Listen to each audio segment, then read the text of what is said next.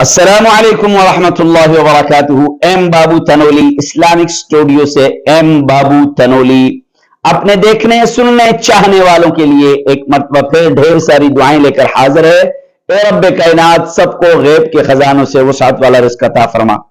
तो आइए सबसे पहले आक़ाए दो जहां सरवर कायनात फख्र कायनात मोहम्मद मुस्तफ़ा अहमद मुज्तबा सल्लल्लाहु अलैहि वसल्लम की जात बाबरकात पर मिलकर दरूद शरीफ पढ़ते हैं।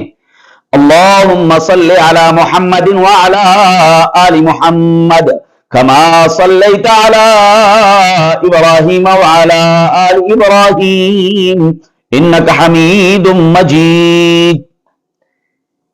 आज मैं आपकी जिंदगियों में पेश आने वाले एक और मसले को बयान करने लगा हूं, और यह मसला हमारी जिंदगियों में अक्सर और बेशतर पेश आता है। अगर वीडियो आखिर तक देखेंगे तो समझ आ जाएगी, अगर आखिर तक नहीं देखेंगे तो मसला समझ नहीं आएगा। आज का हमारा मसला है कसम के मुताल्लिक। किसके मुताल्लिक? कसम के मुताल्लिक। सबसे पहले यह समझ लीजिए कि अल्लाह के अलावा किसी की कसम खाना जायज है या नाजायज? तो अल्लाह के अलावा किसी की भी कसम खाना शरअन कुरान और हदीस के मुताबिक नाजायज है।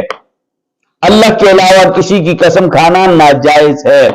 तेरी मां की कसम, बाप की कसम, तेरी कसम, फलां की कसम, फलां की कसम, ये कस्में इनका इस्लाम में कोई वजूद नहीं है। लोग एक दूसरे को कहते हैं तेरी कसम यार, नहीं, इसका कोई वजूद नहीं है। ऐसी कसम नहीं होती, ऐसी कसम का कफारा भी नहीं है। लेकिन तौबा इस्तिगफार जरूर करे बार बार कसमें खाने वाला।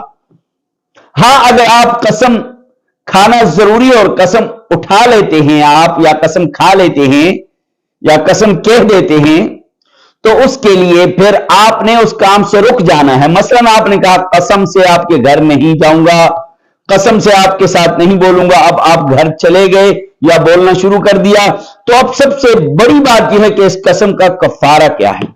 तो कुरान पाक ने कफारा बयान किया है। समझ आई कि नहीं? कुरान पाक ने कसम का कफारा बयान किया है। कसम का कफारा यह है कि आपने 10 मिस्कीनों को 2 वक्त खाना खिलाना है। औसत खाना, यानी ना बहुत अच्छा हो ना बहुत कमजोर हो, दरमियाना खाना आपने 10 मिस्कीनों को 2 टाइम खिलाना है।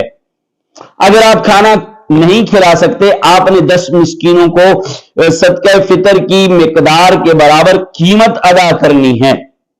एक दूसरा कफारा क्या है कि आपने 3 रोजे रखने हैं मुसलसल, पे दर पे मुसलसल 3 रोजे रखने हैं। ठीक हो गया। अगर तीसरा कफारा भी कुरान ने बयान किया है। तीसरा कफारा यह है कि आपने गुलाम आजाद करना है। उम्मीद है कि आज की ये वीडियो आपको समझ आ गई होगी। मेरा YouTube चैनल